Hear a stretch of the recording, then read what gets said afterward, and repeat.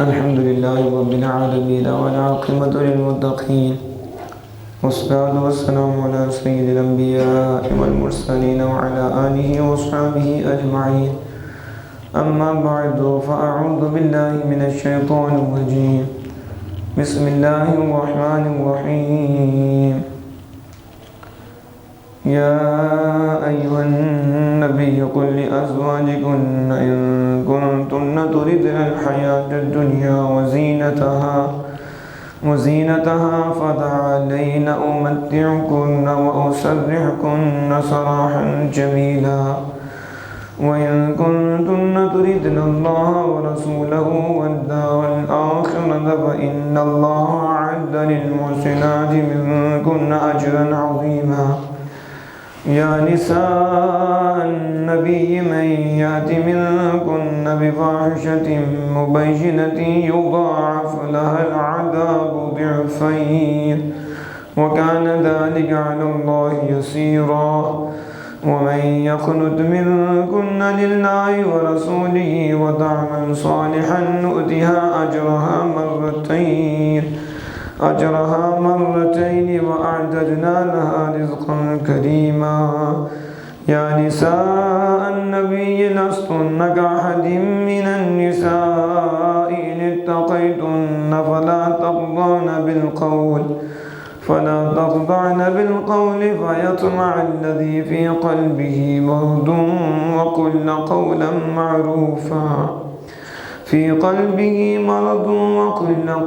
معروفا وقرن في بيوتكن ولا تبرجن تبرج الجاهلية الأولى وأقمنا الصلاة وآتينا الزكاة وأطيعنا الله ورسوله إنما يريد الله ليذهب عنكم الرجس أهل البيت ويطهركم تطهيرا. صدق الله ومولانا العظيم. إن الله وملائكته يصلون على النبي يا أيها الذين آمنوا صلوا عليه وسلموا تسليما. الصلاة والسلام عليك يا سيدي يا رسول الله وعلى آلك وأصحابك يا سيدي يا حبيب الله. الصلاة والسلام عليك يا سيدي يا نبي الله وعلى آلك وأصحابك يا سيدي يا نور الله. الصلاة والسلام عليك يا سيدي يا شفيع المجرمين وعلى آلك وأصحابك يا سيدي يا خاتم النبيين. الله رب محمد صلى الله عليه وسلم. نحن عباد محمد صلى الله عليه وسلم. اللهم صل على سيدنا محمد ما اختلف الملوان وتعاقب العصران وكرر الجديدان واستقل الفرقدان وبلغ روحه وأرواح أهل بيته منا التحية والسلام وبارك وسلم عليه كثيرا. مولاي صل وسلم دائما أبدا على حبيبك خير الخلق كلهم محمد سيد الكونين والثقلين والفريقين بالعرب وبالعجم. مولاي صل وسلم دائما أبدا على حبيبك خير الخلق كلهم محمد سيد الكونين والثقلين والفريقين بالعرب وبالعجم. مولاي صل وسلم دائما أبدا على حبيبك خير الخلق كلهم. ثم الرضا عن أبي بكر وعن عمر وعن علي وعن عثمان ذي الكرم. مولاي صل وسلم دائما أبدا على حبيبك خير الخلق كلهم. هو الحبيب الذي ترجى شفاعته لكل هول من الأهوال مقتحم. مولاي صل وسلم دائما أبدا على حبيبك خير الخلق كلهم. فإن من جودك الدنيا وضرتها ومن علومك علم اللوح والقلم مولاي صل وسلم دائما أبدا على حبيبك خير الخلق كلهم يا أكرم الخلق ما لي من ألوذ به سواك عند حلول الحادث العمم مولاي صل وسلم دائما أبدا على حبيبك خير الخلق كلهم يا رب بالمصطفى بلغ مقاصدنا واغفر لنا ما مضى يا واسع الكرم مولاي صل وسلم دائما أبدا على حبيبك خير الخلق كلهم يا صاحب الجمال ويا سيد البشر من وجهك المنير لقد نور القمر لا يمكن الثناء كما كان حقه بعد خدا بزرگ توئی قصہ مختصر خالق کائنات مالک کائنات جل جلالہ وعظم شانہ واتم برہانہ ولا الہ غیرہ کہ حمد و ثنا نبی مکرم نور مجسم شفیع معظم آقا نامدار مدنی تاجدار حبیب کردگار سیاح لامکان بے گزوں کے گز بے سہارا کے سہارا ہمارے آقا مولا احمد مجتبی محمد مصطفیٰ صلی اللہ تعالی علیہ وآلہ وسلم کی بارگاہ اقدس میں ہدیہ درود و سلام عرض کرنے کے بعد اللہ جل جلالہ کا جتنا بھی شکر ادا کیا جائے اتنا ہی کم ہے کہ اس مالک نے ماہ رمضان المبارک کے دوسرے جمعۃ المبارک میں اپنی پاک بارگاہ میں ہمیں حاضری کا شرف عطا فرمایا ہے اور اللہ جل وعلا یہ جو شرف یہ جو کرم ہے یہ زندگی کے آخری لمحے تک ہمیں نصیب فرمائی اور مجھے حق بیان کرنے ہمیں سننے سمجھنے یاد رکھنے دل میں جگہ دینے اور اس کو پھیلانے کی بھی توفیق عطا فرمائے۔ یقیناً آج کا دن بڑی عظمت والا دن ہے، بڑی اس دن کی اہمیت ہے۔ غیر رمضان میں بھی اہمیت والا ہے لیکن ماہ رمضان میں تو سبحان اللہ اس کی دن میں کتنی رحمتیں نازل ہوتی ہیں، کتنے فضل، ایک ایک گھڑی میں 10 لاکھ جہنم سے آزاد ہو رہی ہیں۔ اللہ کرے اللہ ہمیں بھی ان میں شامل فرمائے، ہمیں بھی جہنم سے آزادی عطا فرمائے، ہماری کامل بخشی فرمائے، سچی توبہ کی توفیق عطا فرمائے اور اس توبہ پر ہمیں زندگی کے آخری لمحے تک قائم رہنے کی بھی توفیق عطا فرمائے۔ آپ کو پتہ ہے کہ 3 رمضان المبارک کو حضرت سیدہ طیبہ طاہرہ عابدہ عاتقہ صابرہ قانتہ عالمہ متصدقہ صابرہ حضرت خاتون جنت اور سیدہ نساء اہل مومنات عورتوں کی سردار حضرت فاطمہ الزہرا رضی اللہ تعالی عنہ کا دن منایا جاتا ہے اور پھر 10 رمضان المبارک کو آپ کی والدہ ماجدہ امہات المؤمنین میں سے حضور کی زوجہ ہماری اماں جان حضرت سیدہ خدیجۃ الکبریٰ رضی اللہ تعالی عنہ کا وصال مبارک ہے۔ تو آج 9 رمضان مبارک ہے تو میں نے چاہا کہ بیٹی اور ماں دونوں کا ذکر ہو اور ہم حضور کی ساری ازواج یعنی حضور کی ازواج ہماری مائیں ہیں تو میں نے چاہا تو پھر ہماری جو مائیں ہیں آج کی جمعہ میں ان کا ذکر ہو، یعنی کہ اسی میں ہی وہ سیدہ کا بھی ذکر ہو، سیدہ خدیجۃ الکبریٰ رضی اللہ تعالی عنہا کا بھی ذکر ہو اور اجمالاً باقی ازواج مطہرات کا بھی ذکر ہو اور اس میں اللہ پاک نے جو اپنے محبوب کریم صلی اللہ علیہ وسلم کی شان، عظمت اور مقام کو واضح کیا ہے وہ انشاءاللہ تعالی اس کو ہم ہائی لائٹ کریں گے۔ اللہ میری زبان میں اثر پیدا فرمائے اور دلوں کی تختیوں پہ اسے نقش فرمائے اور اس کو پھر زندگی کے آخری لمحے تک ہمیں سنبھالنے کی بھی توفیق عطا فرمائے۔ میں نے جو آیات کریمہ پڑھی ہیں اس میں اللہ جل وعلا نے نبی اکرم صلی اللہ تعالی علیہ وآلہ وسلم کے گھر والیوں سے حضور کے ذریعے سے خطاب فرمایا۔ اس کے ذریعے سے حضور صلی اللہ علیہ وسلم کے ذریعے سے خطاب فرمایا۔ یہ جب آیت کریمہ نازل ہوئی اور جن کو یہ خطاب ہوا اس وقت حضرت خدیجۃ الکبریٰ رضی اللہ تعالی عنہا دنیا سے پردہ فرما چکی تھی، پردہ فرما چکی تھی۔ 10 رمضان مبارک کو آپ دنیا سے پردہ فرما گئی، تو حضرت سیدہ خدیجۃ الکبریٰ رضی اللہ تعالی عنہا ان میں شامل نہیں تھیں۔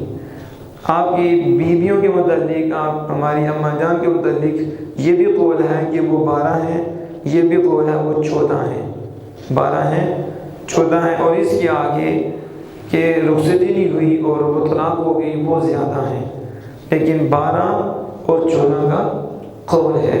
امہات المؤمنین، اللہ فرماتا النبی اولیٰ بالمؤمنین من انفسہم وازواجہ امہاتہم واولی الارحام بعضهم اولیٰ ببعض فی کتاب اللہ۔ اللہ فرماتا ہے کہ النبی اولیٰ بالمؤمنین، نبی یعنی جو غیب کی بن دیکھے غیب کی خبر دینے والے ہیں وہ مومنین کی جانوں سے زیادہ قریب ہیں۔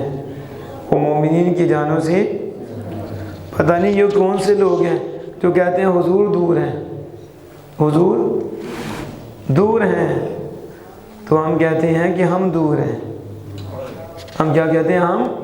ہم دور ہیں۔ وہ کہتے ہیں حضور دور ہیں، ہم کہتے ہیں نہیں، ہم دور ہیں، حضور ہماری جانوں سے بھی ہمارے زیادہ قریب ہیں، ہماری جانوں سے بھی ہمارے زیادہ قریب ہیں۔ لیکن جن کے دل اندھے ہیں، جن کے دل میں بغض مصطفیٰ ہے، جن کے دل میں خدا کا بغض ہے، اندر کالے ہیں اور ان کے لگے ہیں تالے اور اندر ہیں کالے، تو پھر جب لگے ہوں تالے تو پھر تو بات نہیں بنتی۔ سنی تو وہ ہے کبھی لگا ہی نہیں تالا، ہر وقت کھلا ہے اور اس کے دل میں ہے اجالا، اس لیے وہ محبت مصطفیٰ میں اسے کوئی پریشانی نہیں ہوتی۔ وہ یہ ترجمہ کرتا ہے، اولا کا ترجمہ کیا ہے؟ کیا اولا کا ترجمہ قریب ہونا نہیں ہے؟ اولا کا مطلب حقدار ہونا بھی ہے، تو ولی کا معنی قریب ہونا۔ الا ان اولیاء اللہ لا خوف علیہم ولا هم یحزنون، خبردار سنتا ہے جو اللہ کے قریبی ہیں انہیں خوف نہیں۔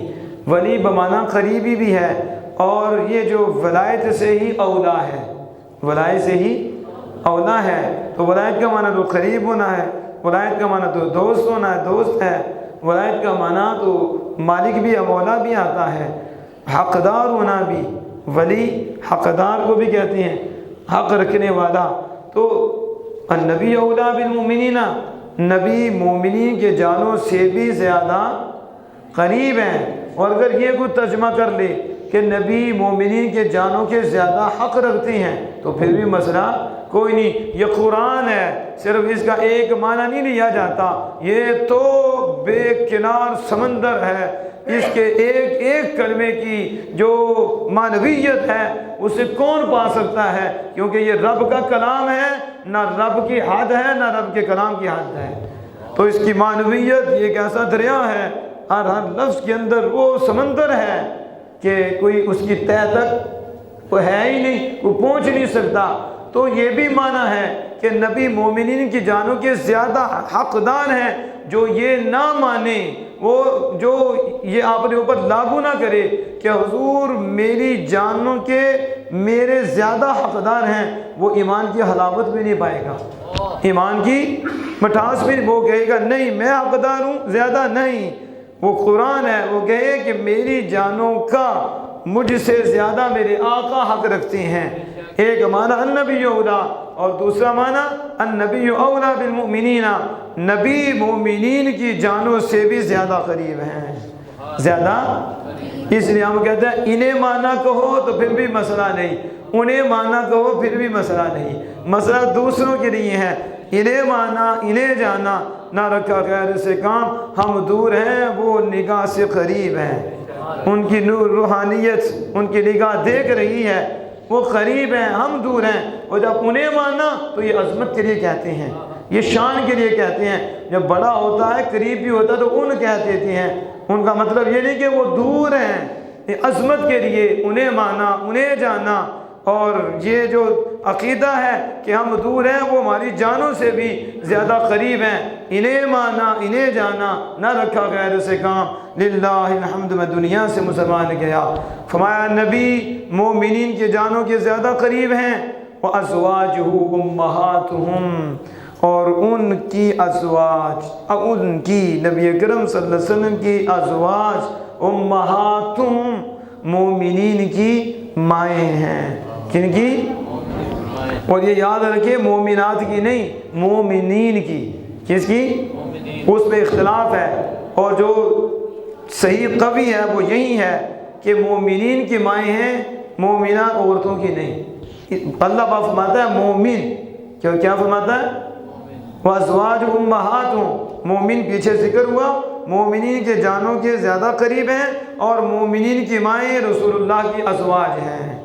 تو وہ ہماری مائیں ہیں، تو جن کی مائیں ہوں وہی ماں کا ادب کرتے ہیں، وہی تو جن کی نہ ہو وہ بھونکتے ہیں، وہ ماؤں پہ باتیں کرتے ہیں، اور جن کی ہیں وہ گردن چکاتی ہیں، وہ کہتے ہیں ہماری مائیں ہیں جو رسول اللہ کی ازواج ہیں، امہات المؤمنین ہیں۔ ہمیں اس امت کو یہ شرف ملا ہے کہ اللہ نے اپنے محبوب کی جو بیویاں ہیں انہیں ہماری مائیں بنایا ہے، وہ ہماری روحانی مائیں ہیں۔ اب یہ ان کا شرف ہے، یہ ان کا، اور کس وجہ سے ملا؟ رسول اللہ صلی اللہ علیہ وسلم کی وجہ سے ملا۔ جب حضور سے نسبت ہوئی، پہلے کوئی صدیق اکبر کی بیٹی تھی، کوئی فاروق اعظم کی بیٹی تھی، کوئی کسی کی بیٹی تھی، کوئی کسی کی بیٹی تھی، کوئی کسی کی بیٹی تھی، لیکن جب مصطفیٰ جان رحمت سے نسبت ہوئی تو رب نے فرمایا پہلے کسی کی تھی، پہلے فلاں کی تھی، کسی کی تھی، وہ کسی کی تھی، لیکن اب یار کی ہو گئی ہیں، اس لیے فرمایا میرے نبی کی ہیں، تو ہم نے نبی کے صدقے ان کو یہ شرف دے دیا ہے، تمام امت کے جو مومن ہیں سب کی وہ مائیں ہیں۔ یہ ایسے شرف ملتی ہیں، نسبت مصطفیٰ سے شرف ہیں۔ اب آگے دیکھیں ہوا کیا تھا، جو بات میں کرنے لگا ہوں اس کو آپ نے توجہ سے سماعت فرمانا ہے۔ جو میں نے کہا سیدہ خدیجۃ الکبریٰ رضی اللہ تعالی عنہا اس مطالبے میں نہیں ہے، وہ آپ کا وصال پہلے ہو چکا تھا، تو 9 زوجہ تھیں، 9 ازواج، جنہوں نے مطالبہ کیا۔ کیا مطالبہ کیا؟ سامان کا مطالبہ کیا۔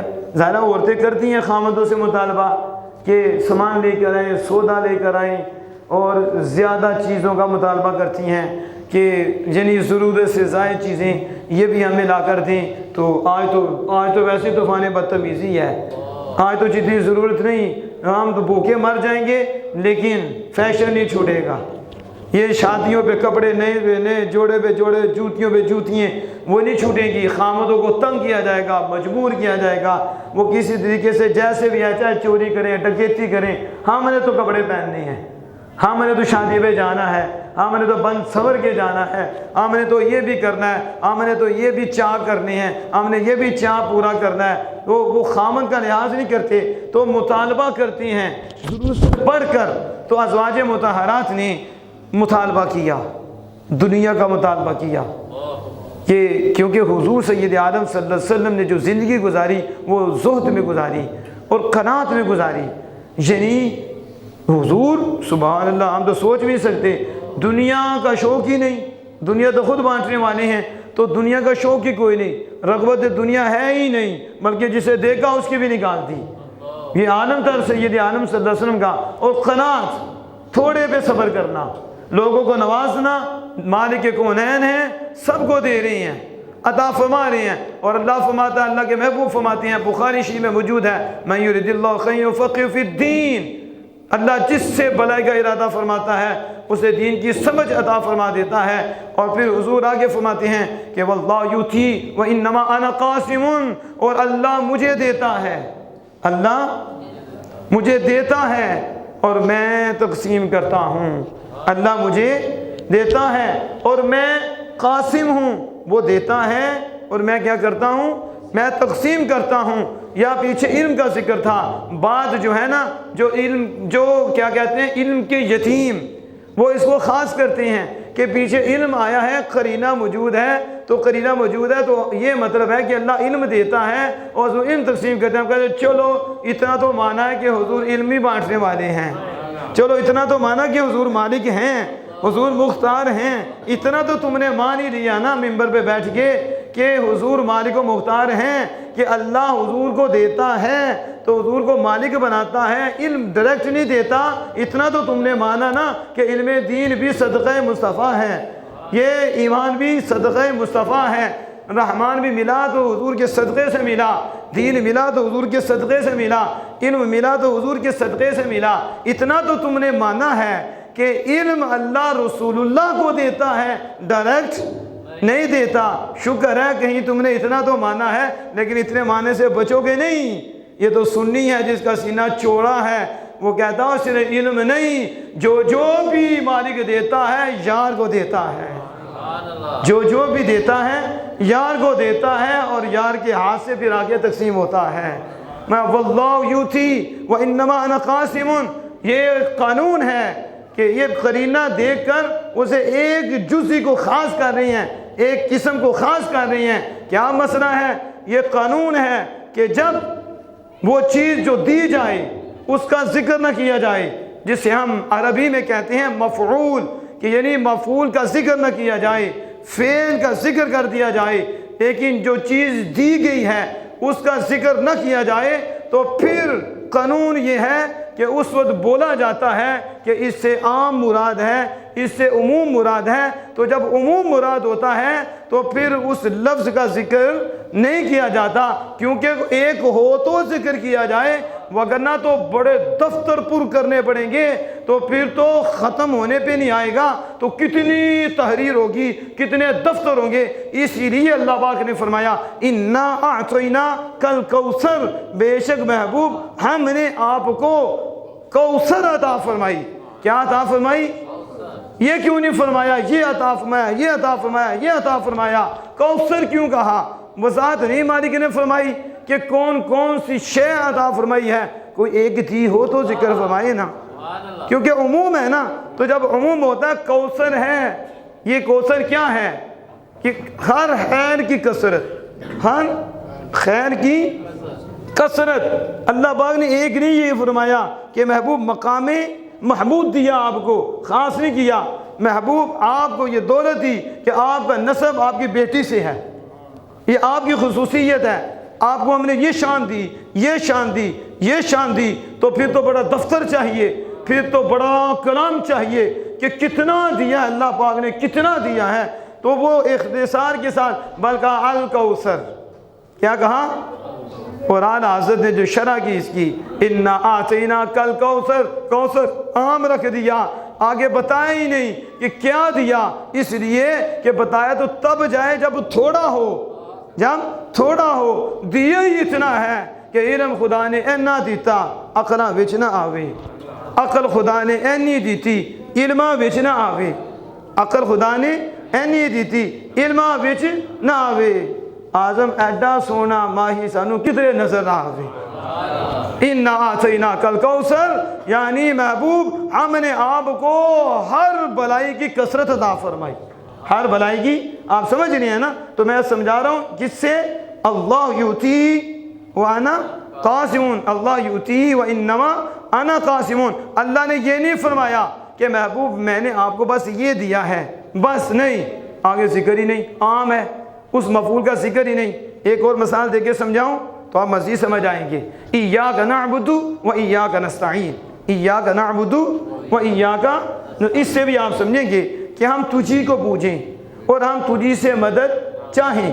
جیسے یہ لوگ نا جو میں کہہ رہا ہوں کہ علم کے یتیم ہوتے ہیں یا انہیں علم آتا ہی نہیں ہے تو بس اپنی وضاحتیں کر کے دل میں بغض ہوتا ہے تو اسے بند کرتے ہیں، کہتے ہیں حضور کی شان کم کریں اور اسے بند کر دینے تکلیف ہوتی ہے۔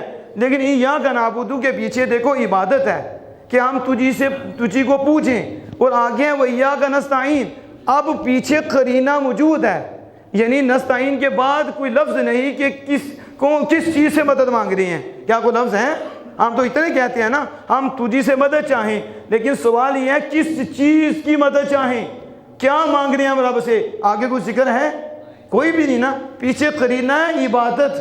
اب اس قرینے کو دیکھا جائے تو پھر معنی یہ بنے گا کہ ایاک نعبد و ایاک نستعین، نستعین العبد، نستعین عبادت، مالک ہم عبادت سے تیری مدد چاہتے ہیں، یعنی اس عبادت پہ ہماری مدد فرما، اس عبادت پہ، کیونکہ مفعول کا ذکر نہیں ہے نا تو پیچھے قرینہ موجود ہے، وہ ہے عبادت، تو عبادت کرنے میں ہماری مدد فرما، ہماری، تو یہ تو خاص ہو گیا، تو پھر باقی چیزوں میں کسے مدد مانگیں گے؟ سمجھ آ رہی ہے نا آپ کو؟ تو کہا یہ قرینہ تو ہے تو اس میں وہ مزہ نہیں ہے، اللہ سے صرف عبادت میں مدد نہیں مانگتے، ہر شے میں مدد مانگتے ہیں، لہذا قرینہ بھی اپنی جگہ رکھو، اس سے جب مفعول حذف ہو تو پھر اس سے عموم بھی مراد ہوتا ہے، لہذا قرینہ سے ایک جہت خاص ہوتی ہیں تو اس کو خاص نہ کرو بلکہ یہ کہو ایاک نعبد و ایاک نستعین، ہم تجھی کو پوجیں، و ایاک نستعین، اور ہر مقصد میں تجھی سے مدد چاہیں۔ اب سمجھ آ رہی؟ اور ہر شے میں تجھ سے مدد چاہیں تو یہ مفہوم بنتا ہے، اب سمجھ آئی؟ اسی طرح اللہ یؤتی و انما انا قاسم، اللہ دیتا ہے لیکن اللہ نے یہ نہیں بتایا کیا دیتا ہوں۔ آئیے نا سمجھ آپ کو؟ پیچھے علم کا ذکر ہے اور انہوں نے علم کے ساتھ خاص کر دیا، جیسے میں نے کہا ادھر نعبد کا لفظ ہے تو عبادت کے ساتھ خاص کر دیں تو بتاؤ کہ یہ اللہ عز و جل کی شان کے لائق ہے کہ صرف اللہ سے عبادت میں ہی مدد چاہیں تو اور باقی میں کس سے چاہیں گے؟ وہ تو اللہ سے ہر کام میں، تو جب ہر کام میں کہیں گے تو یہ ہے کہ واقعی اللہ کی شان ہے کہ اسے جس چیز میں بھی مدد مانگیں گے اللہ پاک عطا فرمائے گا اور وہ ہی حقیقی مددگار ہے۔ سمجھ آ گئی؟ تو اسی طرح انہوں نے کیا کیا، بخاری شریف میں امام بخاری نے اسے علم کے باب میں ذکر کیا نا تو انہوں نے کیا کیا، انہوں نے اس حدیث کو علم کے ساتھ خاص کر دیا۔ ہم نے کہا سنو، سنیوں کے پاس بیٹھو، عاشقوں کے پاس بیٹھو، تمہیں سمجھائیں، باب حدیث باب کے تابع نہیں ہوتی کہ اوپر باب العلم لکھ دیا جائے تو حدیث باب کے تابع ہوتی ہے، باب حدیثوں کے تابع ہوتے ہیں، باب حدیثوں کے تابع ہوتے ہیں۔ علم ایک حصہ، ایک قسم ہے جو اللہ نے اپنے محبوب کو دی اور حضور بانٹ رہے ہیں، یہ بھی ہیں لیکن اللہ نے خاص نہیں کیا، ادھر عموم ہے۔ وہ کیا مطلب کہ اللہ جو بھی دیتا ہے، اللہ وہ مصطفیٰ کو دیتا ہے، انما انا قاسم، اور میں اسے تقسیم کرنے والا ہوں، اور حضور نے یہ بھی نہیں فرمایا کہ میں کیا تقسیم کرنے والا ہوں، کیا علم بھی تقسیم کرنے والا ہوں، ایمان بھی تقسیم کرنے والا ہوں، میں ہدایت بھی تقسیم کرنے والا ہوں، جو مالک دیتا ہے اس کی عطا سے میں وہ تقسیم کرنے والا ہوں۔ اب سمجھ آئی کہ انما انا قاسم، بے شک میں قاسم ہوں، میں تقسیم کرنے والا ہوں، لیکن اس کے باوجود ساری دنیا کو عطا فرما رہے ہیں اور آج بھی عطا فرما رہے ہیں۔ اللہ اپنے محبوب کو دے رہا ہے اور محبوب کے دست قدرت سے مخلوق کھا رہی ہے، مخلوق کو مل رہا ہے، مخلوق کے ایمان قائم ہیں، مخلوق کے دلوں میں روشنیاں ہیں، وہ اللہ کے قریب ہو رہے ہیں، ان کو دنیا بھی مل رہی ہے، ان کو آخر کی دولتیں بھی مل رہی ہیں، لیکن ڈائریکٹ نہیں مالک دے رہا، یوں کہہ لو مصطفیٰ جان رحمت پہ وار کے دے رہا ہے۔ اب سمجھ آ کہ میں کس سے چلنے لگا تھا؟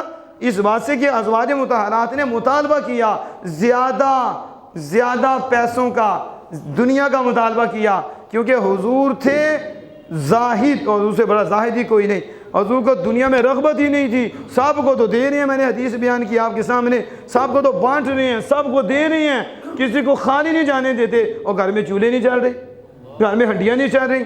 قناعت پسند تھی، حضور کی سنت تھی قناعت پسندی کہ لوگوں کو دیتے جاؤ، نوازتے جاؤ، جہان والوں کو دو، ان کو نوازو، لیکن خود تھوڑے پہ صبر کرو، خود تھوڑے پہ صبر کرو۔ یہ حضور کی قناعت پسندی تھی اور حضور کا ذوق تھا، اور اللہ کی بھی یہ مرضی، اور حضور کی مرضی اللہ کی مرضی ایک ہے کہ حضور نے آخر کو ترجیح دی اور ادھر لوگوں کو نوازا، خود صبر کیا اور خود زہد کو اختیار کیا۔ تو رضی اللہ تعالی عنہ، اور ان میں حضرت حفصہ، حضرت عمر فاروق رضی اللہ تعالیٰ عنہ کی لخت جگر، اور ان کے علاوہ حضرت جویریہ، کتنی حضرت زینب، یہ جو 9 زوجہ تھیں، انہوں نے مطالبہ کر لیا۔ انہوں نے کہا کہ ہمیں یہ تنگی ہے نا، تنگی برداشت نہیں ہوتی، تنگی برداشت نہیں ہوتی، اور حضور تو مالک کونین ہے، سب کو نوازنی ہے، تو ہمیں بھی تو دیں نا، ہم بھی خوشحال ہو جائیں، ہم بھی خوشحال ہو جائیں، تو ہمیں بھی مال ملے۔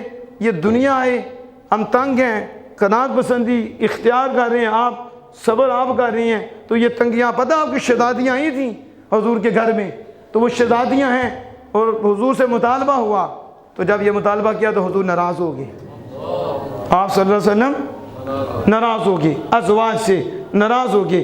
یہ تو میں نے پہلے کیا کہ آج کی بیویوں کو بھی تو پڑھاؤ نا، ان کو سمجھ تو آئے نا، یہ تو ناجائز مطالبے کرتی ہیں، یہ تو کہتے ہیں تم چوری کر کے بھی لے آؤ، ہم نے شادی پہ جانا ہے، ہم نے اپنے چاہ پورے کرنے ہیں، بیٹے کے چاہ پورے کرنے ہیں، تو سود لے لے، ہم نے بیٹی کا چاہ پورا کرنا ہے، ہم نے بیٹے کا چاہ پورا کرنا ہے۔ ان ماؤں کو پڑھاؤ، انہیں سمجھ آئے کہ ازواج مطہرات نے کس طرح زندگی گزاری ہے، کہ جب انہوں نے مطالبہ کیا، وہ اتنی پیاری، اتنی پاکیزہ ذہن کی مالک، ان کی سوچ اتنی پاکیزہ، نہ وہ یہ ان کا مطالبہ تھا، یہ تو ان کا تھا کہ زائد آ جائے، یہ تنگی دور ہو جائے، یہ جو ہم پہ تنگی ہے تھوڑے بے صبر کرنا ہے، تھوڑی کشادگی ہو جائے، کھلا ہو جائے۔ تو حضور ناراض، اس بات پہ بھی حضور ناراض ہو گئے، اور ناراض ہو کر حضور چھوڑ گئے، آپ چھوڑ کے چلے گئے، آپ تنہائی میں چلے گئے۔ تو اللہ پاک نے قرآن پاک نازل فرمایا، میں یا ایھا النبی قل لازواجکن ان کنتن تردن الحیاۃ الدنیا وزینتها فتعالین امتعکن واسرحکن سراحا جمیلا۔ اے غیب کی خبر دینے والے، اے غیب کی خبر دینے والے، میرے محبوب کہہ دو اپنی زوجوں کو، اپنی میری طرف سے انہیں محبوب کہہ دو، ان کنتن تردن الحیاۃ الدنیا، اگر تم دنیا کی زینت چاہتی ہو، دنیا چاہتی ہو، حیات الدنیا، یہ دنیا کی زندگی چاہتی ہو، وزینتہا، اور دنیا کی خوبصورتی اور دنیا کی زینت چاہتی ہو، تو فتعالین امتعکن، میں تمہیں مال دیتا ہوں۔ سنیں آج کبھی بڑھاؤں ان عورتوں کو کہ جو بندوں کو پاگل کر رہی ہیں، اور بندوں کو، اور بندے بھی کیا کہیں اب، جب بندے بڈھی کا طالب ہو جائے تو پھر کیا ہوگا۔ آج تو بندے عورتوں کے طالب ہیں، اور جو خدا کا طالب ہوتا ہے وہ ناجائز ان کی بات نہیں مانتا، عورت اس کی مانتی ہے، کیونکہ وہ طالب خدا ہے، اور جو طالب عورت ہوتا ہے وہ عورت کی مانتا ہے، جو طالب خدا ہوتا ہے عورت اس کی مانتی ہے۔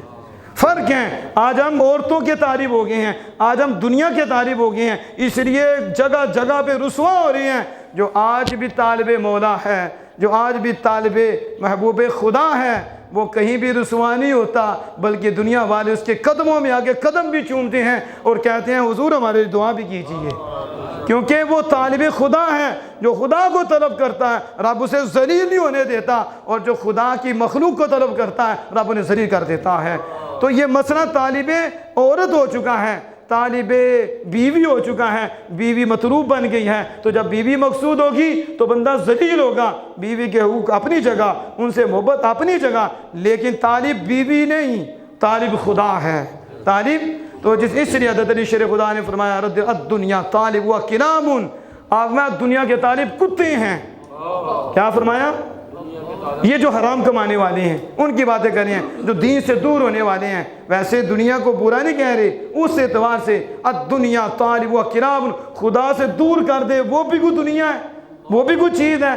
دنیا طالب و کرام، دنیا کے چاہنے والے کتے ہیں۔ یہ کون فرماتے ہیں؟ شیر خدا۔ اب مطالبہ تھا ازواج مطہرات کا، دنیا کا، کس کا؟ دنیا آئے، کیونکہ حضور کے پاس تو سارا کچھ تھا۔ امام بوصیری کہتے ہیں فَإِنَّ مِن جُودِكَ الدُّنْيَا وَضَرَّتَهَا، یہ دنیا کیا ہے؟ آپ کہتے ہیں میرے آقا کہتے تو جود و کرم ہی بڑے ہیں، اور اللہ کے بعد حدیث پاک کا مفہوم ہے سب سے بڑا جواد اور سب سے زیادہ عطا فرمانے والا حضور فرماتے ہیں میں ہوں۔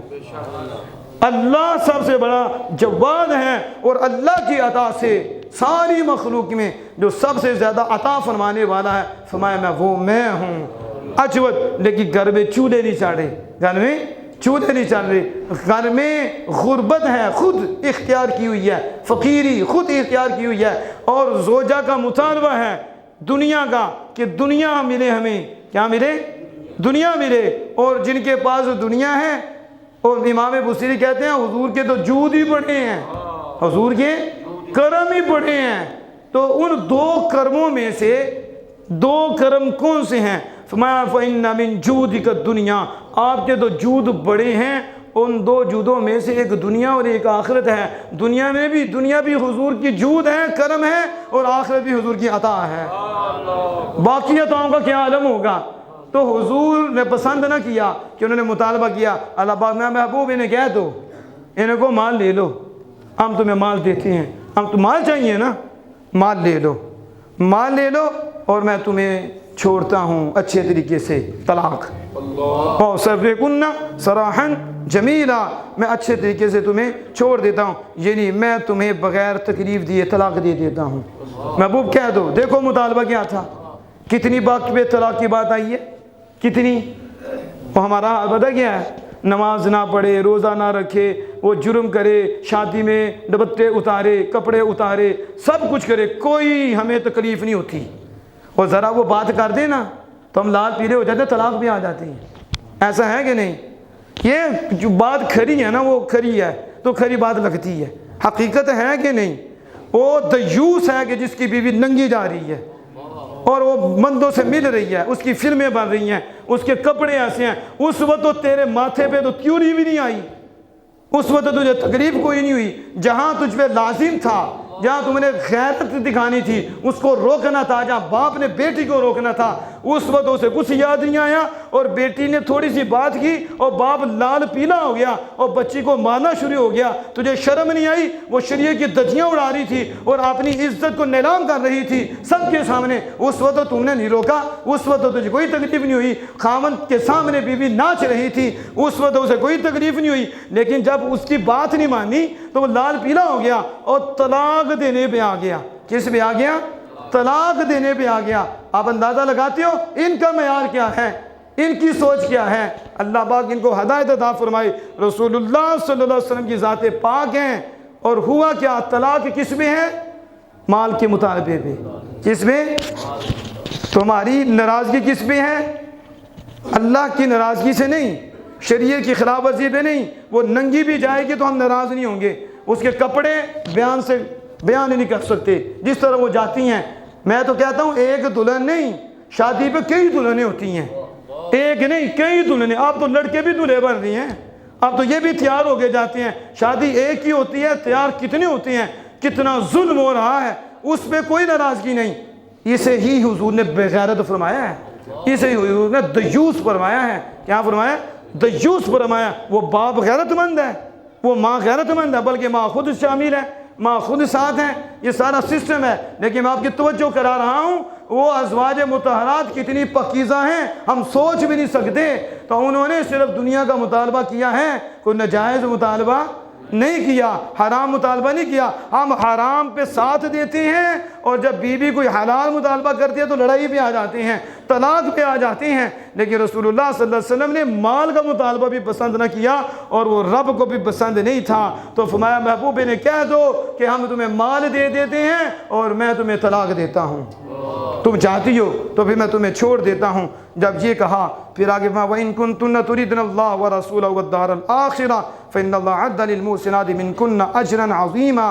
اور اگر تم اللہ کو چاہتی ہو، اگر تم مال نہیں چاہتی، دنیا کی زینت نہیں چاہتی، اللہ کو چاہتی ہو اور آخرت کے گھر کو چاہتی ہو، آخرت کو چاہتی ہو، اللہ کو چاہتی ہو، اللہ کے رسول کو چاہتی ہو، والدار الآخرہ اور آخرت کے گھر یعنی جنت کو چاہتی ہو، تو فإن اللہ عد للمحسنات منکن اجرا عظیما، پھر اللہ نے محسنات کے لیے نیک تم میں سے جو نیک ہیں ان کے لیے جو آخرت کا ارادہ کرنے والی ہیں، جو تم میں سے آخرت کا ارادہ کرنے والی ہیں، ہم نے ان کے لیے جنت تیار کر رکھی ہے، ہم نے ان کے لیے جنت تیار کر رکھی ہے۔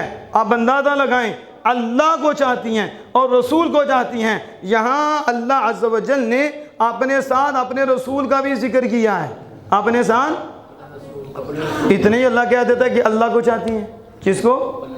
اللہ کو چاہتی ہیں، آخرت کو چاہتی ہیں، لیکن کہا اللہ اور رسول، اللہ، اب سمجھو نا، اور رسول اللہ کی مرضی رب کی مرضی ہے۔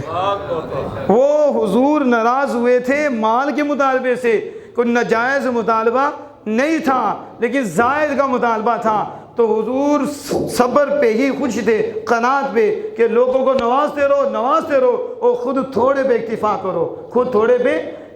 کرو، تو وہ اس پہ راضی نہیں تھیں، تو پھر کہا مال لے لو یا مجھے لے لو، کیا کرو؟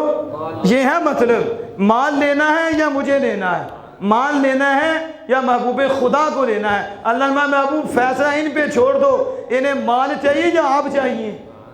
مال چاہیے؟ آج سوچو ہم کیا چاہ رہے ہیں، مال چاہیے یا آپ چاہیے؟ تو پتہ انہوں نے کیا کہا؟ انہوں نے کہا ہمیں آپ ہی چاہیے، ہم جو رب چاہتا ہے، رب کے مصطفیٰ چاہتے ہیں، ہم بھی وہی چاہتے ہیں۔ آج کے بعد زائد مال کا بھی مطالبہ نہیں کریں گے، ہماری وہی منشا ہوگی جو رب اور رب کے مصطفیٰ کی ہوگی۔ یہ ہے تربیت، یہ ایسے مقام ملتے ہیں۔ ہمارے تو دنیا ہی دنیا ہے، ادھر بچہ بعد میں پیدا ہوتا ہے، کہتے ہیں اسے ڈاکٹر بنانا ہے، اسے انجینئر بنانا ہے، اس نے کمائی کرنی ہے، اگر اسے ہم نے پڑھائی نہ تو انگریزی نہ پڑھائی، اسکول نہ پڑھایا، یہ تو مر جائے گا، بھوکا مر جائے گا، اس کا کیا بنے گا؟ دیکھا؟ اور ہماری ماؤں کی کیا تربیت ہوئی ہے؟ جو حضور کے ازواج ہماری مائیں ہیں نا، تو ان کی کیا تربیت ہوئی کہ مال، زیادہ مال کا مطالبہ نہیں کرنا، آخرت کی فکر کرنی ہے اور آخرت کے لیے تیاری کرنی ہے، تھوڑے پہ رکنا ہے، تھوڑے پہ صبر کرنا ہے، اور آخرت کے لیے سامان اکٹھا کرنا ہے، اور آخرت میں ذخیرہ کرنا ہے، اللہ کو راضی کرنا ہے۔ لیکن آج کی مائیں، آج کے ماں، وہ تو بچہ بعد میں پیدا ہوتا ہے، کہتے ہیں انگریزی سے ایسا لگتا ہے کہ اگر ان کے پاس میں ہو نا تو وہ حمل کے اندر بھی انگریزی پلا دیں، ان کے حمل کے اندر بھی تعلیم پلا دیں، کیونکہ وہ بھوکا مر جائے گا نا، اس کا رب کوئی نہیں ہے اور راضی کوئی بھی نہیں ہے اس کا۔ اتنے ایمان کمزور ہیں ہمارے اور دین کی فکر ہی نہیں کہ ہم ان کو دین سکھائیں جو ان کے لیے ضروری ہے۔ جو سیکھیں گے، سیکھ کر عرش پہ پہنچ جائیں گے، سیکھیں گے رب کے انوار برسنے شروع ہو جائیں گے، سیکھیں گے تو ان کی دل کی دھرتی روشن ہوگی، ان کے پاس بیٹھنے والے روشن ہو جائیں گے، گھر میں روشنی کا ماحول ہو جائے گا، گھر میں راحتی ہو جائیں گی، سکون ہو جائے گا۔ بیٹی اگلے گھر میں جائے گی تو اس گھر میں بھی خوشبو آئے گی، کیونکہ اس گھر میں دین کی خوشبو لے کر گئی ہے۔ لیکن مزاج ازواج سے ہم دور ہوئے، مزاج قرآن سے ہم دور ہو گئے، اللہ کے فرمان سے دور ہو گئے، اللہ کی منشا سے دور ہو گئے، اللہ کے رسول کی منشا سے دور ہو گئے، کہ جب انہوں نے مطالبہ کیا مال کا، زائد مال کا، تو اللہ نے فرمایا محبوب کہہ دو مال تو نہیں ملنا، زائد مال نہیں ملنا، جبکہ سارا کچھ رسول اللہ کے پاس ہے۔ محبوب تم دیتے جاؤ، سب کو دو، لیکن اپنوں کو نہیں، ان کو مقام دینا ہے، ان کو کیا کرنا ہے۔ اس لیے میں نے پڑھا کہ جو اصحاب صفہ تھے نا، اصحاب صفہ، سب سے پہلے علم کی یونیورسٹی وہ کون سی ہے؟ صفہ چبوترا۔ اللہ آپ کو بلائے مدینہ پاک کبھی جائیں، جا کے دیکھیں، صفہ چبوترا بنا ہے، آمنہ کے لال وہاں تعلیم دیتے۔ قربان جائیں ان صحابہ پہ کہ جنہیں بار بار وہ دعا کے چہرے کی زیارت ہوتی، بار بار زیارت ہوتی، وہ تجارت بھی نہ کرتے، کام بھی نہ کرتے، کیا کرتے؟ بس حضور سے علم سیکھتے، نور لیتے، کام بھی نہ کرنا۔ اتنے کمزور ہو گئے، اتنے کمزور کہ ایسا کہ ان میں سے ایسے بھی تھے اٹھتے گر جاتے، اور لباس بھی پورا نہیں۔ بات تو کی حالت یہ تھی کہ دوسرے کے بیچ چھپ کر شرمگاہ چھپاتے تھے، دوسرے کے بیچ چھپ کر شرمگاہ چھپاتے تھے، اور حضور ساری کائنات کو دے رہی ہیں، حضور بانٹ رہی ہیں، ہر ایک کو دے رہی ہیں، ان کو کیوں نہیں دے رہے جو اپنے پاس ہیں؟ اس لیے جو دین پہ چلتا ہے مشکلیں آتی ہیں، اسے یہ نہیں پتا کہ یہ تھوڑی سی مشکل ہے، رب کے ہاں مقام کتنا ہے۔ رب آپ سے محبت کرتا ہے تو یہ آپ یہ آزمائش ڈالتا ہے نا، اور آپ پہ غربت آتی ہے اور دین ملتا ہے، قرب ملتا ہے، اس کی کوئی وجہ ہوتی ہے۔ حضور نے فرمایا صحابہ یہ جو فقر و فاقہ تمہیں پہنچا ہے اور یہ حالت ہو گیا، گر رہے ہو، اگر میں تمہیں دکھاؤں، اگر تم دیکھ لو کہ اس وجہ سے اللہ کے ہاں جو تمہارا مقام ہے، تم تمنا کرو کہ مالک ہم فقیر رہیں، ہم کیا رہیں؟ تم یہ تمنا ہی نہ کرو کہ مالک ہمیں مال دے اور ہم بلند ہو جائیں، ہم کوٹھیوں میں چلے جائیں، بنگلوں میں چلے جائیں۔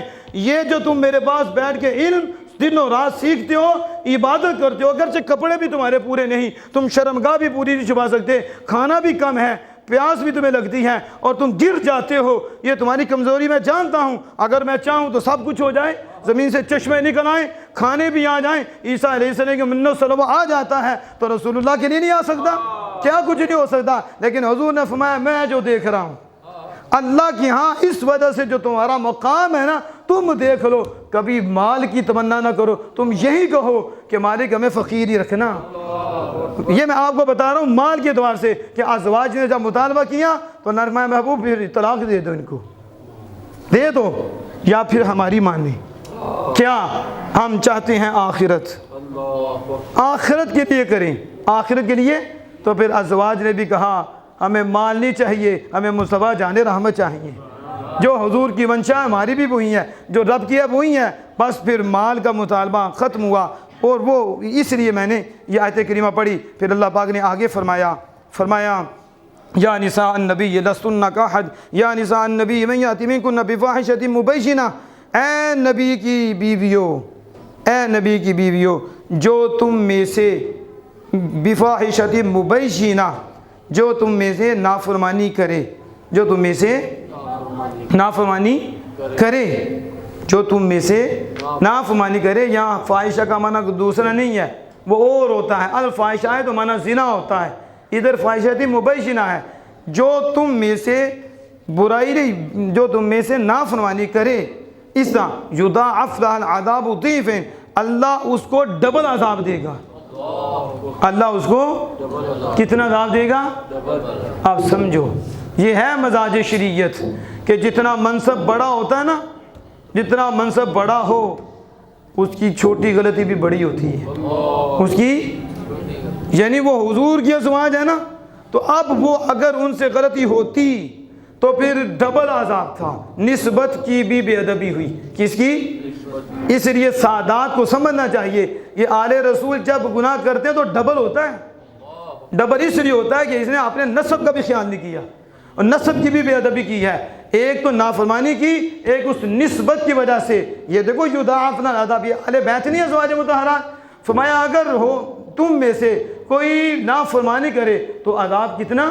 ڈبل کیوں؟ آپ کریں سنگل، ان کو ڈبل کیوں؟ اس لیے کہ ان کی نسبت رسول اللہ سے ہے، نسبت تھی، اس لیے جس کی نسبت ولی سے ہوتی ہے تو جب وہ پھر بے غیرتی کرتا ہے تو وہ ڈبل مجرم ہوتا ہے، ایک تو اس نے خدا کی نافرمانی کی، دوسری اس نے ولی کی بھی بے ادبی کی، اس ادھر تو بیعت ہو کے تو گناہ پہ جری ہو جاتے ہیں، انہیں شرم آنی چاہیے۔ رمضان میں گناہ کرنا ڈبل گناہ ہے اور مسجد میں ترپل گناہ ہے، مسجد میں ترپل ہے، اس نے مسجد کی بھی بے ادبی کی، اس نے رمضان کی بھی بے ادبی کی، اس نے رب کی بھی نافرمانی کی، تو ایک رمضان کی نسبت کا احترام نہیں کیا اور ایک مسجد کی نسبت کا احترام نہیں کیا اور ایک اللہ کا، تو کتنے گناہ ہوئے؟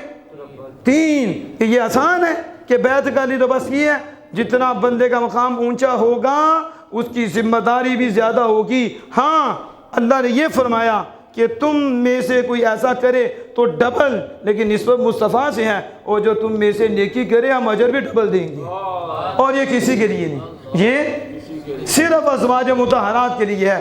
وَمَن يَقْنُتْ مِنكُنَّ لِلَّهِ وَرَسُولِهِ وَتَعْمَلْ صَالِحًا نُؤْتِهَا أَجْرَهَا مَرَّتَيْنِ وَأَعْتَدْنَا لَهَا رِزْقًا كَرِيمًا، اور جو تم میں سے فرما برداری کرے، وَمَن يَقْنُتْ مِنكُنَّ لِلَّهِ وَرَسُولِهِ، اللہ کی، اور میں یہ بار بار کہہ رہا ہوں سمجھو، اب اللہ اتنے کہہ دیتا کہ اللہ کی فرما برداری، لیکن میں اللہ اور رسول، اللہ اور رسول، اللہ اپنے رسول کو اپنے سے جدا نہیں کرتا، یہ پتہ نہیں کون سی نسل آ گئی ہے، اللہ اور رسول، اللہ اور رسول، پیچھے بھی اللہ اور رسول کی جو مرضی ہے اس پہ اپنی مرضی کو قربان کرو تو پھر ہیں، وگرنہ طلاق ہے، اور پھر آگے اللہ اور اس کے رسول کی فرما برداری کرو تو تمہیں وَتَعْمَلْ صَالِحًا نُؤْتِهَا، اور اچھا عمل کرو تو ہم نُؤْتِهَا أَجْرًا مَرَّتَيْنِ، ہم تمہیں ڈبل اجر دیں گے، ہم کتنا دیں گے؟ ڈبل اجر دیں گے۔ وَأَعْتَدْنَا لَهَا رِزْقًا كَرِيمًا، اور ہم نے تو تمہارے لیے جنت تیار کر رکھی ہے، رزقاً، تم تو میرے محبوب کی ہو۔ اب پڑھو، ایک تو عمل کی وجہ سے سنگل ثواب ملتا ہے، انہیں ڈبل کیوں مل رہا ہے؟ انہیں ڈبل کیوں ملتا ہے؟ اور امت میں کوئی مجھے دکھا دو ازواج مطہرات سے ہٹ کر کوئی دکھا دو جس کے ایک عمل پہ ڈبل ہو. یہ نص قطعی ہے. صرف ازواج مطہرات کے لیے اللہ نے فرمایا کہ تم اللہ اس کے رسول کی اطاعت کرو تو اچھے عمل کرو, اللہ تمہیں کتنا دے گا, غلطی ہو تو ڈبل, نسبت کا احترام نہیں کیا, اور نیکی ہو تو ڈبل. ڈبل کیوں؟ مفتی صاحب فرماتے ہیں ایک تو اللہ اس کے رسول کی اطاعت کی وجہ سے اجر ملے گا, دوسرا مزاج مصطفیٰ کا لحاظ کیا ہے اور حضور کے مزاج کو راضی کیا, حضور کو راضی کیا, رب نے اس وجہ سے ایک اور اجر عطا فرما دیا ہے, اور اس وجہ سے یہ ساری عورتوں سے افضل ہیں. کس وجہ سے؟ کہ یہ بیٹیوں کے لیے بھی نہیں ہے, یہ صرف ازواج کے لیے ہے کہ وہ اچھا عمل کریں گی تو انہیں ڈبل اجر دیا جائے گا. اور آگے اللہ فرماتا ہے یا نساء النبی لستن کاحد من النساء ان اتقیتن. یہ اللہ پاک اپنے محبوب کی ازواج کو سکھا رہا ہے, شریعت, دین, تعلیم دے رہا ہے. قربان جائیں ان ازواج پہ کہ حضور کی نسبت ہوئی ہے, پہلے نہیں, حضور کی نسبت ہوئی ہے تو اب اللہ حضور کے ذریعے انہیں تعلیم دے رہا ہے. آپ کی سبحان اللہ یہ نکلی, آپ نے شاید سمجھ نہیں پائے کہ کیا مقام ہے کہ اللہ اپنے محبوب کے ذریعے انہیں تعلیم دے رہا ہے کہ اے نبی کی عورتوں تم عام عورتوں کی طرح نہیں ہو. کہندے نہیں اور یار تسی عام نہیں, تسی خاص ہو, تسی غلطی کرو تو تہاڈی وڈی, ٹھیک ہے, اسی کریے تو ساڈی چھوٹی, کرنی سانو بھی نہیں چاہیے, لیکن ٹوپی سر تے امامہ سر تے تسی رکھیا ہے تو تسی غلطی کرو تو تسی تے خاص بندے ہوئے نا تو تہاڈی وڈی لگے گی, تو تمہیں زیب بھی نہیں دینا, لیکن چھوٹے ہیں. اللہ بھائی نبی کی عورتوں تم عام عورتوں کی طرح نہیں ہو, ان اتقیتن, ڈرتی رہنا, اگر تم ڈرو. یہ اللہ باف ہمارا ہے ولا تخضعن بالقول. یہ لمبا ہے موضوع, وقت نہیں ہے میں اس کی طرف جاؤں کیونکہ کچھ اور باتیں بھی کرنی ہیں. تو کیا فرمایا یا نساء النبی لستن کاحد من النساء, اے نبی کی بیویوں, اے نبی کی لستن کاحد من النساء, تم عام عورتوں کی طرح نہیں ہو. تم آپ ابھی ادھر پہنچے نہیں ہو جو میں بات پہنچانا چاہتا ہوں. کیا وہ پہلے صدیق اکبر کی بیٹی نہیں تھی, فاروق اعظم رضی اللہ عنہ کی بیٹی نہیں تھی؟ کیا پہلے وہ بیٹیاں نہیں تھیں؟ کیا پہلے مومنہ نہیں تھیں؟ کیا ان کی یہ شان نہیں تھی؟ تو پہلے کیوں نہیں رب نے فرمایا تم عام عورتوں کی طرح نہیں ہو, سب عورتوں سے منفرد ہو؟ نہیں کہا یا نساء النبی, یہ نہیں فرمایا کہ یا نساء ابو بکر, یہ نہیں فرمایا یا نساء عمر, کیا عمر کی بیوی, مثال دے رہا ہوں سمجھانے کے لیے کہ اے ابو بکر کی بیوی, یہ نہیں کو پہلے یا بیٹی سیدنا صدیق اکبر کی یا وہ, اس لیے نہیں فرمایا اے نبی کی عورتوں, پہلے تم صدیق کی تھی, پہلے تم فاروق کی تھی, پھر بھی بڑا مقام تھا, لیکن اب تم میرے محبوب کی ہو گئی ہو, نسبت میرے محبوب سے ہو گئی ہے, اور جس کی نسبت میرے محبوب سے ہو جاتی ہے اب اسے زمانے سے جدا کر دیتے ہیں. یا نساء النبی لستن کاحد من النساء, اے نبی کی عورتوں تم عام عورتوں کی طرح نہیں ہو. یہ جو منبر پہ بیٹھ کے بکواس کرتے ہیں کہ ان کے بھی ہاتھ ہیں ہمارے بھی ہاتھ ہیں, وہ بھی کھاتے ہیں ہم بھی کھاتے ہیں, وہ بھی پیتے ہیں ہم بھی پیتے ہیں, وہ بھی چلتے ہیں ہم بھی چلتے ہیں, انہوں نے بھی شادیاں کی ہم نے بھی شادیاں کی, انہوں نے بھی یہ کیا, ہمیں در لعنت تم پہ, تم کون سا دین پڑھے ہو بدبختو, تم تو منبر پہ بیٹھنے کی حقدار ہی نہیں ہو. اگر حکومت ہو تو تجھے سولی پہ چڑھایا جائے ایسے ظالم کو کہ جو حضور کو اپنے جیسا سمجھ رہا ہے. اور رب تو فرماتا ہے جو میرے محبوب کی عقد میں آ گئی ہیں, جن کی نسبت میرے محبوب سے ہو گئی ہیں, ان جیسا کوئی نہیں تو رسول اللہ جیسا کون ہو سکتا ہے؟ آپ سمجھو تو صحیح, صحابی رسول ہے, صحابی جیسا کوئی ہو سکتا ہے؟ تم کہاں ہو گئے ظالموں؟ حضور کی ادائیں اتنی اعلیٰ ہیں کہ اللہ فرماتا ہے ان کنتم تحبون اللہ فاتبعونی یحببکم اللہ. اے محبت کے دعوے کرنے والوں اور کہنے والوں کہ ہم اللہ سے محبت کرتے ہیں تو سن لو, محبوب نے کہہ دو جو محبت کرنا چاہتا ہے وہ آپ کی غلامی کا پٹا گلے میں ڈالے, وہ آپ کی اداؤں کو اپنائے. ان کا کام آپ کی اداؤں کو اپنانا ہے, ہمارا کام محبوب بنانا ہے. اور جن کی ادا سے محبوب بنے, ادا جیسی کوئی نہیں ہو سکتا, حضور کی ادا کی کوئی مثل نہیں. تیری ادا پہ چلے تو جہنم میں پہنچے, رسول اللہ کی ادا اپنائے اللہ محبوب بنا دیتا ہے. اور جن کی ادا کی کوئی مثل نہیں, ان کی مثل کیسے ہو سکتی ہے؟ آپ سمجھ رہے ہیں کہ نہیں؟ یہ عجیب قسم کے لوگ ہیں. حضور کے پیچھے یعنی حضور بولے آپ بولو, سبحان اللہ, آپ نے جیسے کہا آپ کھاؤ, آپ نے جیسے کیا آپ ویسے کرو, محبت سے کرو, اللہ آپ کو محبوب بنا دے گا. تو بتاؤ ان کے ساتھ جو چیزیں لگیں وہ حضور کی ذات تو نہیں نا, وہ تو حضور کا عمل ہے. وہ تو حضور کا کردار ہے، تو کردار ذات تو نہیں نا، تو کردار پہ عمل کرنے والا محبوب بن جاتا ہے، تو کردار کی مثل کوئی نہیں، تو ذات مصطفیٰ کی مثل کون ہو سکتا؟ لیکن یہ عجیب جسم کے لوگ ہیں، قرآن کا بھی انکار ہے، یا نساء النبی لستن کاحد من النساء، اے نبی کی بیویوں پہلے تم عام تھی، اب یار کی ہو گئی ہو، اب سب سے خاص ہو گئی ہو، اب کوئی عورت آپ جیسی نہیں ہے، کیونکہ تم نبی کی عقد کی وجہ سے، نسبت مصطفیٰ کی وجہ سے زوجہ ہو گئی ہو، اس لیے لستن کاحد من النساء، تم عام عورتوں کی طرح نہیں ہو، لہذا لحاظ کرنا۔ پھر اللہ آگے فرماتا ہے انما یرید اللہ لیذھب عنکم الرجس اہل البیت ویطہرکم تطہیرا، بے شک اے نبی کی زوجہ، اے نبی کی گھر والیوں، ہم نے تم سے ارادہ کر لیا ہے کہ تمہیں ہم اخلاق، گندے اعمال، برے اعمال، جو بھی نافرمانیاں ہیں جتنی بھی ہیں، ہم نے اس سے ارادہ فرمایا کہ تمہیں پاک کر دیں۔ کیا فرمایا؟ لیذھب عنکم الرجس، ہر رجس سے مراد کیا ہے؟ رجس سے مراد بدکاری، رجس سے مراد نافرمانی، کوئی بھی نافرمانی، فرمایا ہر نافرمانی، ہر گناہ سے اللہ نے ارادہ فرما لیا ہے کہ تمہیں پاک کر دے اور کامل تطہیر دے دے۔ کامل، اسے یہ نہ سمجھنا کہ پہلے کہیں وہ گناہ کرتی تھیں، نعوذ باللہ من ذالک، پہلے کہیں نافرمانی کرتی تھیں، یہ مطلب نہیں ہے۔ مطلب یہ ہے کہ تم میرے نبی کی ہو، ازواج ہو، اور نبی کے صدقے ہم نے تم پہ یہ کرم فرما دیا ہے کہ اب تم محفوظ ہو گئی ہو۔ انما یرید اللہ لیذھب عنکم الرجس اہل البیت، فرمایا بلا شبہ اللہ ارادہ فرماتا ہے کہ تم سے ناپاکی، ہر قسم کی ناپاکی دور کر دے اور تمہیں کامل تطہیر کر دے۔ تم کون ہو؟ اہل بیت النبی، تم کون ہو؟ تم نبی کی گھر والی ہو، تم یہ نہیں کہ تم فلاں کی تھی، فلاں کی ہو تو اس لیے نہیں۔ آج بڑے بکواس کرنے والے ہیں کہ حضور کی قسمت ہے کہ حسین جیسے نواسے مل گئے۔ ہم نے کہا یو شٹ اپ، منہ بند کر خبیث، تجھے پتہ ہی نہیں۔ اور اللہ فرماتا ہے اہل بیت النبی، اے نبی کی بیویوں، جو میں نے تمہیں یہ شان دی ہے تمہاری وجہ سے نہیں دی، یار کی ہو اسی وجہ سے دی ہے۔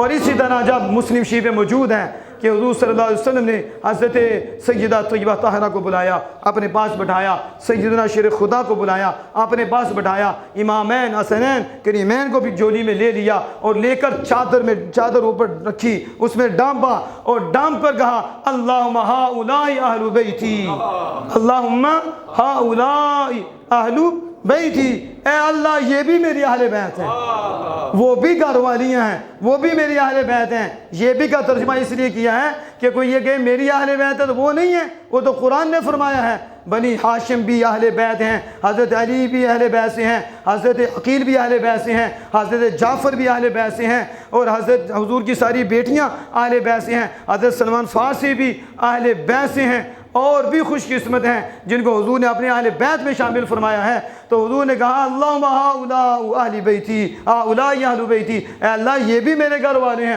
اللہ نے دوبارہ قرآن نازل فرمایا انما یرید اللہ لیذھب عنکم الرجس اہل البیت ویطہرکم تطہیرا، محبوب ہم نے انہیں بھی پاک کر دیا، ہم نے انہیں بھی پاک کر دیا۔ اسی حدیث کے تحت کہتے ہیں پنج تن پاک، اس حدیث اور ساتھ وہ جو پیارے ہیں حسنین کریمین شیر خدا سیدہ طیبہ حضرت ام سلمہ نے کہا مجھے بھی کمبل میں لے لیجئے۔ فرمایا سلمہ انتی علی خیر، تو تو خیر پر ہے، تو تو پہلی اہل بیت میں ہے، تو تو خیر پر ہے۔ یہ ڈنڈی مارنے والے بھی ہوتے ہیں نا، آپ نے کیوں نہیں شامل کیا؟ شامل تو اب کر دے جب پہلے ہوتے ہیں نا، تو اللہ نے فرما دیا وہ پہلے ہی ہیں، تو آپ نے انتی علی الخیر، سلمہ تو تو خیر پر ہے۔ لیکن ایک روایت میں یہ بھی آتا ہے کہ حضرت سلمہ کو بھی کمبل میں لے لیا، یہ بھی آتا ہے۔ لیکن میں اس لیے میں نے یہ باتیں کی کہ حضرت سیدہ خدیجہ الکبریٰ رضی اللہ تعالی عنہا کا یہ کل کا دن آپ کا وصال کا ہے۔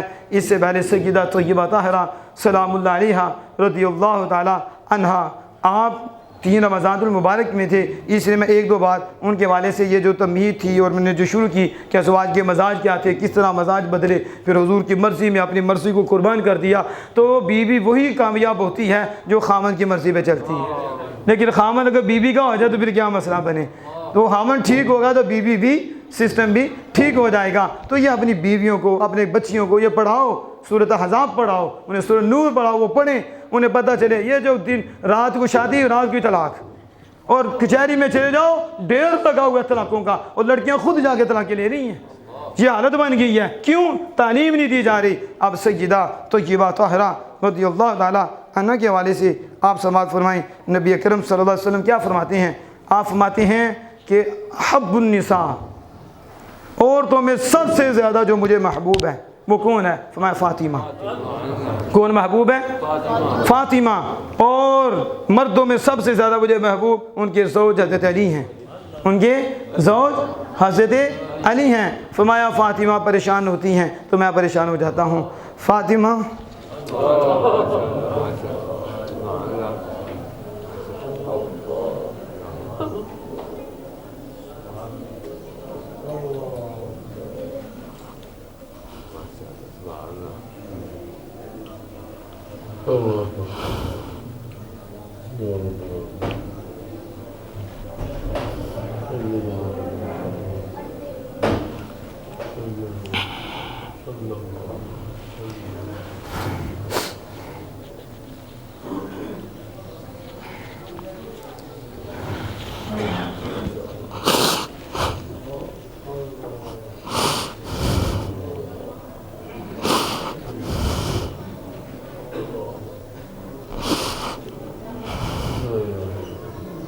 نعرہ تکبیر، نعرہ رسالت، نعرہ حیدری، تاجدار ختم نبوت زندہ باد زندہ باد، تاجدار ختم نبوت زندہ باد زندہ باد، تاجدار ختم نبوت زندہ باد زندہ باد۔ فرمایا فاطمہ ناراض ہوتی ہے تو میں ناراض ہو جاتا ہوں، میری خوشی فاطمہ کی خوشی میں ہے۔ فاطمہ ناراض تو میں ناراض۔ فاطمہ کو تکلیف تو شیر خدا نکاح کرنا چاہتے تھے، اور اللہ فرماتا ہے 4 شادیاں کر سکتے ہو اگر حق ادا کر سکو ایٹے وقت، ایک وقت میں۔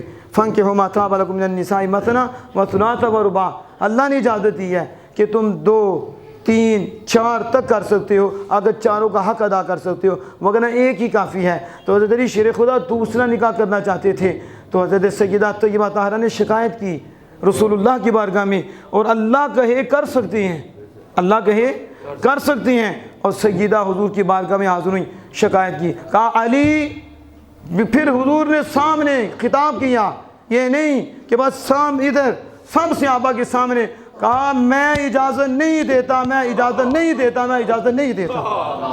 کہا بدبخت ہو تم، حضور پہ باتیں کرتے ہو، تم باتیں کرتے ہو، حضور کے اختیار نہیں۔ رب کہے 4 کر سکتے ہیں ایک وقت میں اگر حق ادا کر سکیں، لیکن رسول اللہ کہتے ہیں فاطمہ کو تکلیف ہوتی ہے اور فاطمہ کی تکلیف مجھ سے برداشت نہیں ہوتی۔ اگرچہ جائز ہیں لیکن اللہ نے اپنے محبوب کو یہ اختیار دے رکھا ہے کہ جائز تو ہیں لیکن جس کے لیے چاہے حرام فرما دیں، جس کے لیے چاہے اسے قائم رکھیں۔ یہ حضور نے فرمایا میرے فاطمہ کے ہوتے ہوئے، میری لخت جگر کے ہوتے ہوئے علی تجھے اجازت ہے کہ تم دوسرا نکاح کر سکو۔ کیا تمہیں مقام مصطفیٰ کا پتہ چلے گا؟ آؤ میں کہتے ہیں ہمارے پاس، ہم تمہیں بتائیں حضور کی شان کیا ہے، حضور کا مقام کیا ہے، حضور کا مرتبہ کیا ہے۔ سید عالم صلی اللہ علیہ وسلم فرمایا فاطمہ بدغۃ منی، یہ فاطمہ میرے جگر کا ٹکڑا ہے، کسی اور کے لیے نہیں فرمایا۔ فاطمہ میرے جگر کا ٹکڑا ہے۔ آپ میں ہر بنی آدم، کلو بنی آدم، ہر بنی آدم کی نسبت اس کے باپ کی طرف ہے، اور فاطمہ کی اولاد کی نسبت میری طرف ہے، میں ان کا باپ ہوں، میں ان کا باپ ہوں۔ آپ کو پتہ ہے جس کا بھی نسب ہوتا ہے وہ کس سے ہوتا ہے؟ باپ سے ہوتا ہے۔ ہر نبی اس کا نسب باپ سے ہے، وہ باپ نسب ہے، لیکن سوائے آمینہ کے لال کے کسی اور کو یہ شرف نہیں ملا۔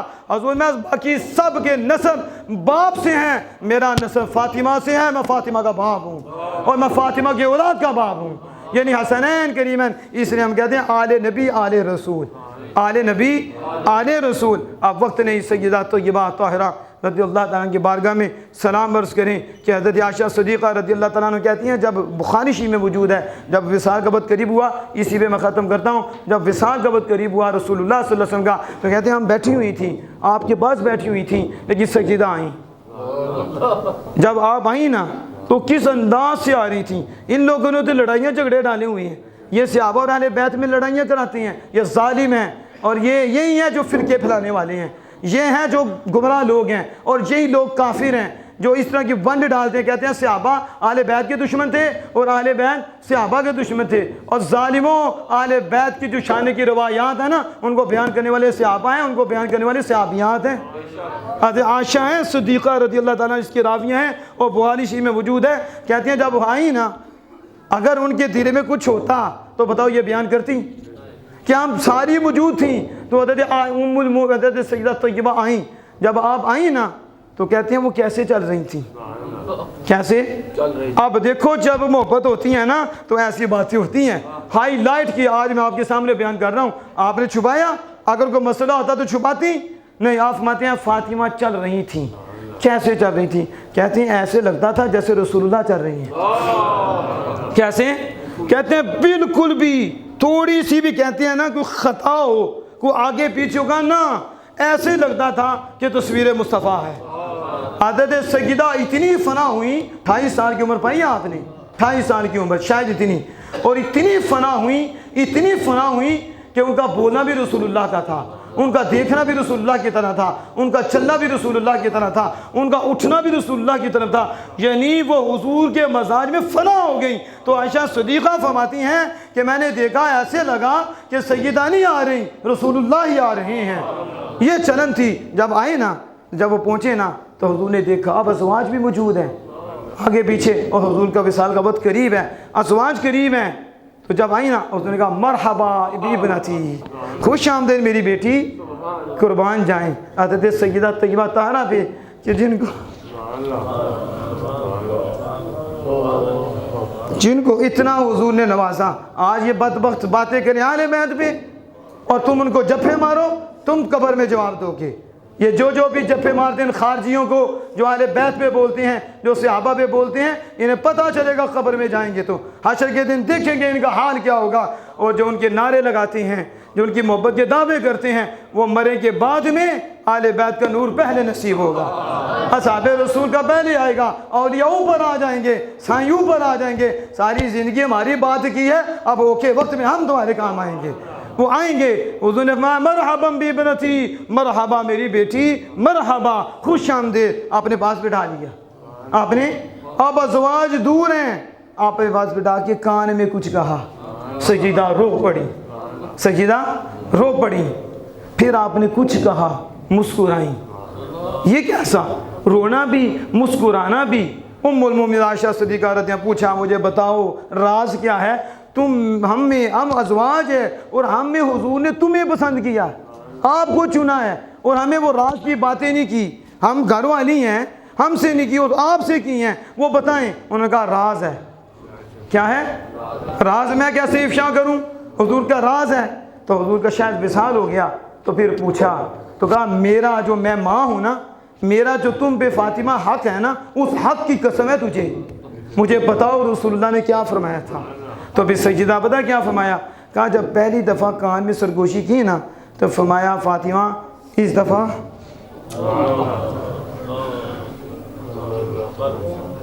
دفعہ جبریل